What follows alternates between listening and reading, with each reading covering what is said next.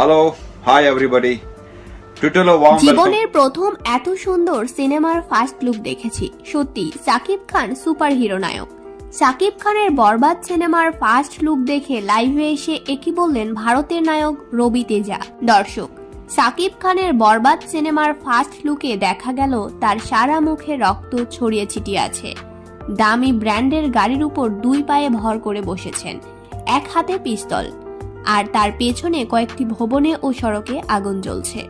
কালো ধোঁয়া ছড়িয়ে পড়েছে চারিদিকে, উপরে উড়ছে একটি হেলিকপ্টার। সাকিব খান আরেক হাতের আঙুল ঠোঁটের সামনে এনে ইশারায় চুপ থাকতে বলছেন কাউকে। সেই সময় একটি কণ্ঠ বলে ওঠে, মোশন পোস্টারে এভাবেই ধরা পড়লেন সাকিব খান।